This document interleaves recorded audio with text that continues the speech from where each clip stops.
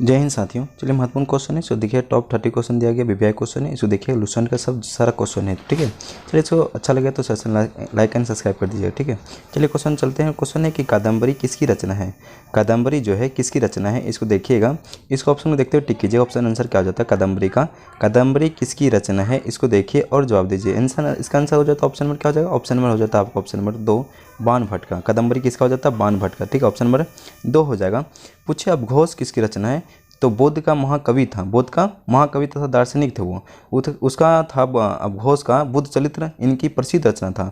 बुद्ध चरित्र जो था इनका प्रसिद्ध रचना था अपघोष का, ठीक है। चलिए आगे की ओर चलते हम लोग। 2 में कहता है क्या क्वेश्चन, विश्व बैंक का मुख्यालय कहाँ स्थित है। विश्व बैंक का जो मुख्यालय है कहाँ स्थित है, इसको देखिए और जवाब दीजिएगा। आपका हो जाता है ऑप्शन वो देखते ऑप्शन को देखते जवाब दीजिएगा। इसका पूछे मुख्यालय पूछा, पहले मुख्यालय विश्व बैंक का कहाँ है, इसको मुख्यालय बताइए। इसका स्थापना कब हुआ था, 1944 में। इसका स्थापना कब हुआ था, 1944 में होता है। 1944 में होता है इसको विश्व बैंक का स्थापना, ठीक है। विश्व बैंक का स्थापना 1944 में। मुख्यालय इसका कहाँ है पूछा जाएगा, हेडक्वार्टर। हेडक्वार्टर कहाँ है, इसका ऑप्शन हो जाता है 2 वाशिंगटन डीसी। वाशिंगटन डीसी हो जाएगा, ऑप्शन नंबर 2 हो जाता है, ठीक है। चलिए इसी में पूछ रहे हैं डब्ल्यूटीओ का स्थापना 1 जनवरी 1995 को। 1 जनवरी 1995 को डब्ल्यूटीओ का स्थापना होता है। चलिए आगे की ओर बढ़िए। क्वेश्चन है आपका 3 में, भारत में प्रोजेक्ट टाइगर की शुरुआत किस वर्ष की हुई थी। भारत में प्रोजेक्ट टाइगर जो था शुरुआत किस वर्ष हुआ था, इसको देखिए जवाब दीजिएगा, ठीक है। प्रोजेक्ट टाइगर कब हुआ था, इसको देखिए कब हुआ था प्रोजेक्ट टाइगर। आज से पूछा जाएगा कि बाघ दिवस, बाघ दिवस कब मनाया जाता है, इसको देखिए बाघ दिवस कब मनाया जाता है, 29 जुलाई को। बाघ दिवस कब मनाया जाता है, 29 जुलाई को। कब मनाया जाता है, 29 जुलाई को, ठीक है। 29 जुलाई को, ठीक है। 29 जुलाई को मनाया जाता है बाघ दिवस। अब पूछा जाए प्रोजेक्ट टाइगर कब हुआ था, प्रोजेक्ट टाइगर के बारे में बताइए कब हुआ था प्रोजेक्ट टाइगर। ऑप्शन को देखिए जवाब दीजिएगा। ऑप्शन हो जाता है 1973 में। ऑप्शन नंबर हो जाएगा 1900, ऑप्शन नंबर बी 1973 में हुआ था, ठीक है। चलिए 4 में कहता है क्या, अकबर के नवरत्न में से एक टोडरमल का संबंध किससे था। अकबर के नवरत्न में से एक टोडरमल का संबंध किससे था, इसको देखिए और जवाब दीजिएगा, ठीक है। 4 का आंसर क्या हो जाता है, 4 का ऑप्शन देखते हुए जवाब दीजिएगा। इसका आंसर हो जाता है भू राज्य व्यवस्था। भू राज्य व्यवस्था हो जाता है, ठीक है। ऑप्शन नंबर ए हो जाता है। ऑप्शन नंबर क्या हो जाएगा, ए हो जाएगा, ठीक है। चलिए 5 में है, 5 के कहता है पंचायत का सदस्य बनने के लिए, पंचायत का सदस्य बनने हेतु न्यूनतम आयु क्या है। न्यूनतम सीमा जो है उसकी आयु कितना होता है, न्यूनतम आयु, उसको देखिए और जवाब दीजिएगा। पंचायत का आदमी बनने के लिए, सदस्य बनने के लिए कितना आयु चाहिए उनके लिए, जवाब दीजिएगा। ऐसे क्वेश्चन और पूछा जाएगा, पीएम, पीएम का उम्र कितना होता है और प्राइम मिनिस्टर बनना राष्ट्रपति की उम्र कितना होता है बनने के लिए। पीएम ना प्रधानमंत्री का 25 वर्ष, राष्ट्रपति का 35 वर्ष होता है। अब पंचायत के बनने के लिए आपको चाहिए 21 वर्ष, कम से कम न्यूनतम आयु कितना चाहिए, 21 वर्ष होना चाहिए पंचायत के सदस्य बनने के लिए, ठीक है। 21 वर्ष। अब करा 6 में, क्या करा 6 में, पूरब से पश्चिम तक भारत का विस्तार कितना है। पूरब से पश्चिम तक भारत का विस्तार कितना है आपको देखना है और जवाब देना। पूरब से पश्चिम तक का विस्तार कितना होता है आपको देखिए। 6 का आंसर क्या हो जाता है, 6 का आंसर हो जाता है 2933 kilometre. Option number B 2933 kilometre हो जाता है, ऑप्शन नंबर बी हो जाएगा, ठीक है। 6 में कहता है कि भारतीय संविधान के किस मौलिक अधिकार के 44वां संविधान, कौन था, 44वां संविधान संशोधन करके, 44वां संविधान संशोधन करके हटा दिया गया। किनको हटा दिया गया, इसको देखिए ऑप्शन को। ऑप्शन 7 को देखते हुए जवाब दीजिएगा। ऑप्शन नंबर 7 में क्या जाता है, संपत्ति का अधिकार। संपत्ति का अधिकार इसे हटा दिया गया। कह रहा है क्या, 44वें संविधान संशोधन करके संविधान से संपत्ति का अधिकार हटा के 300 कौम में इसको डाला गया, 300 कौम में, ठीक है। अब चलिए 8 में कहता है कि भारत के किस राज्य की सीमा चीन, नेपाल और भूटान तीनों देश से मिलती है। भारत के किस राज्य की सीमा चीन, नेपाल और भूटान के तीनों देश से मिलता है, इसको जवाब दीजिए। 8 का आंसर क्या हो जाता है, 8 का हो जाएगा मणिपुर। ऑप्शन नंबर क्या हो जाएगा, डी हो जाएगा मणिपुर। क्या हो जाएगा, मणिपुर हो जाता है, ऑप्शन नंबर 4, ठीक, ऑप्शन नंबर डी हो जाएगा। चलिए 9 में कहता है कि लिपुलेख दर्रा भारत के किस राज्य में स्थित है। लिपुलेख जो दर्रा है भारत के किस राज्य में स्थित है, इसको देखिए। 9 का आंसर देखते बता दीजिए, उत्तराखंड। इसका ऑप्शन क्या जाए, ऑप्शन नंबर सी हो जाए उत्तराखंड। उत्तराखंड में लिपुलेख दर्रा है, उत्तराखंड में लिपुलेख दर्रा है, ठीक है। कह रहा है क्या, 10 में तैमूरलंग ने दिल्ली की सल्तनत कब लूटा गया था। तैमूरलंग ने दिल्ली सल्तनत को कब लूटा था, इसको देखिए जवाब दीजिए। ऑप्शन को देखते जवाब देना है। ऑप्शन 10 का क्या जाता है आंसर, 10 का आंसर हो जाएगा 1398 में। ऑप्शन नंबर बी हो जाए, 1398 ईस्वी में लूटा था तैमूर ने, ठीक है। दिल्ली सल्तनत को कब लूटा था, 1398 ईस्वी में, ठीक है। अब कह रहा है कि 11 में, कह रहा है कि 11 में है, 11 क्वेश्चन कहा था आपको, भारत का पेरिस किस शहर को कहा जाता है। भारत का पेरिस किस शहर को कहा जाता है, इसको देखिए जवाब दीजिए। 11 का आंसर हो जाता है आप लोग का ऑप्शन नंबर 2 जयपुर। 11 का आंसर क्या हो जाए, जयपुर हो जाता है। क्या हो जाएगा, जयपुर हो जाएगा, ठीक है। 12 में कहता है आपका वाद्य यंत्रों में सबसे पुराना यंत्र कौन सा है? वाद्य यंत्रों में से सबसे पुराना यंत्र कौन सा है? इसको देखिए, पुराना यंत्र पूछा जाए, वाद्य यंत्र में से सबसे पुराना यंत्र कौन सा है, इसको देखिए और जवाब दीजिए। 12 का आंसर क्या हो जाए? 12 का आंसर हो जाता है 2, वीणा। ऑप्शन में क्या हो जाए? वीणा हो जाए, सबसे पुराना यंत्र है यही वीणा हो जाएगा। 13 में कहता है आपका, भारत के सबसे अधिक क्षेत्र में निम्नलिखित में से कौन सी मिट्टी पाई जाती है? भारत के सबसे अधिक क्षेत्र में, भारत के सबसे अधिक क्षेत्र में मिट्टी कौन सी पाई जाती है, इसको देखिए। आपको देखते जवाब देना। 13 का आंसर हो जाता है ए, जलोढ़ मिट्टी। जलोढ़ मिट्टी सबसे अधिक भारत में पाया जाता है। भारत में सबसे अधिक पाया जाता है मिट्टी में कौन सा? जलोढ़ मिट्टी पाया जाता है।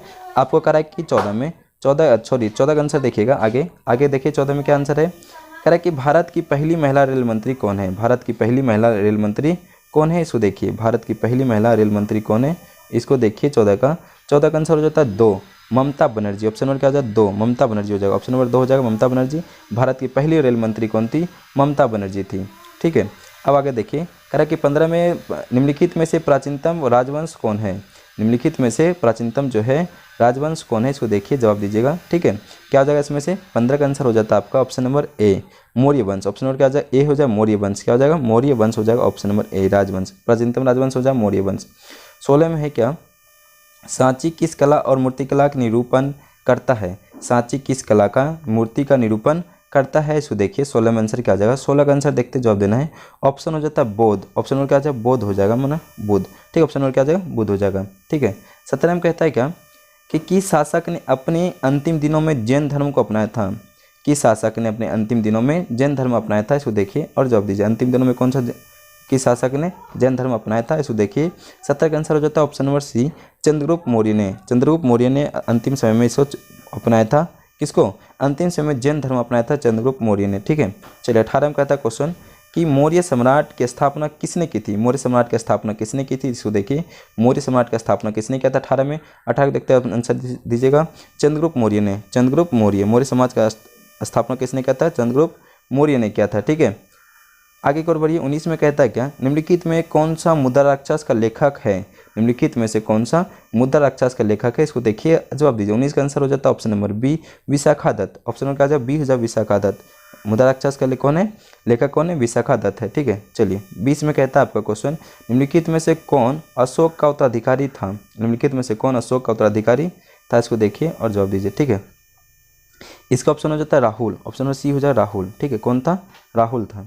21 में है कि भारत में भाषा के आधार पर राज्यों का पुनर्गठन किस सन में हुआ था?